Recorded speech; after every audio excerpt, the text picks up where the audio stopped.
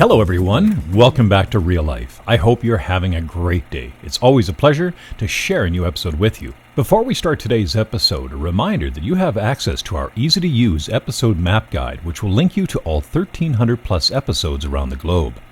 Just click on the map link below, zoom into any part of the planet, click on the blue, red, or orange dot to connect you directly with that episode.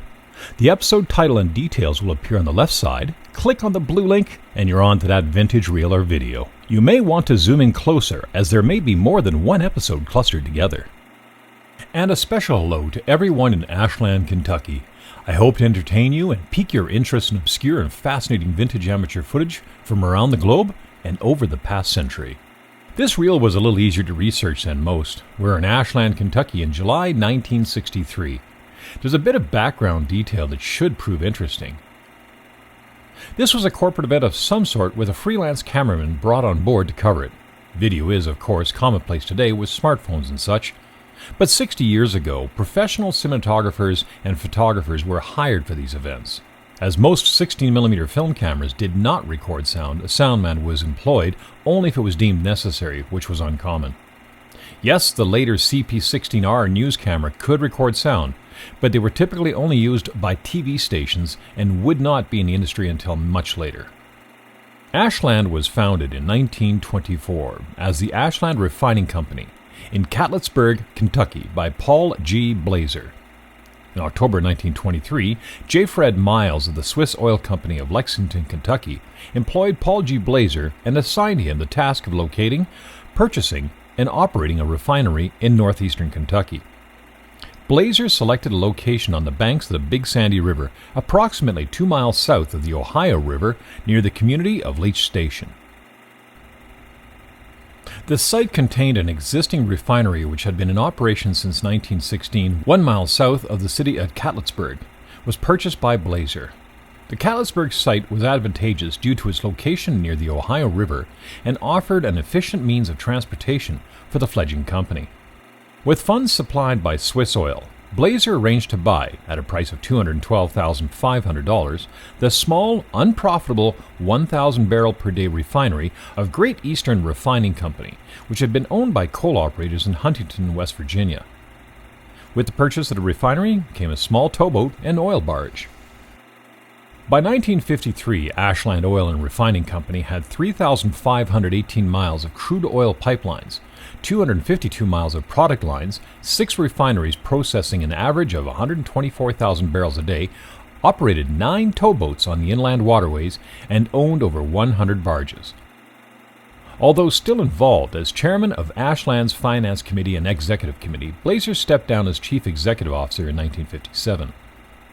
Louisville Refining Company was purchased in 1959. United Carbon was purchased in 1963, right about the time when this footage was captured.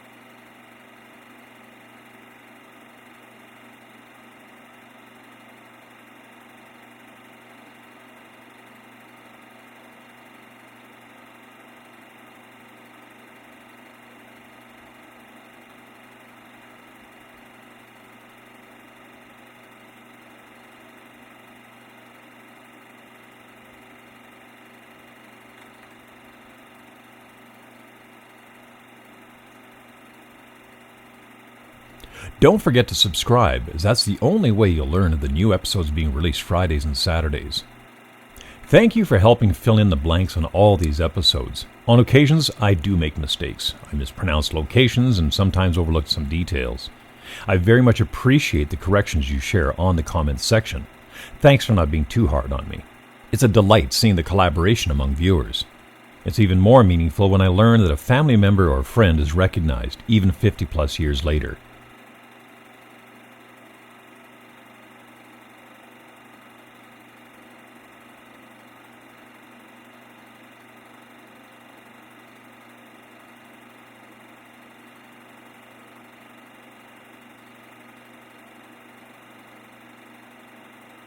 After touring the Catlettsburg refinery, the staff climb aboard an iconic GMC TDH Fishbowl transit bus to return to town.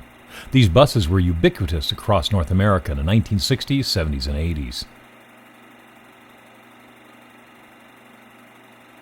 If you enjoyed this and other episodes, please consider supporting this channel as a member.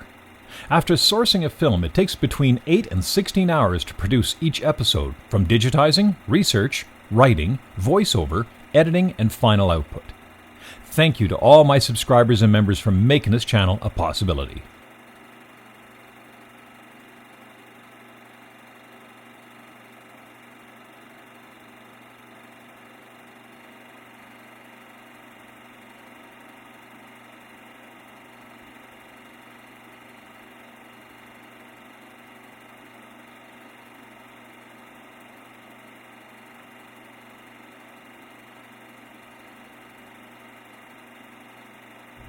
More to come on the next Ashland Reel with a visit to the Corpus Christi United Carbon plant in 1964.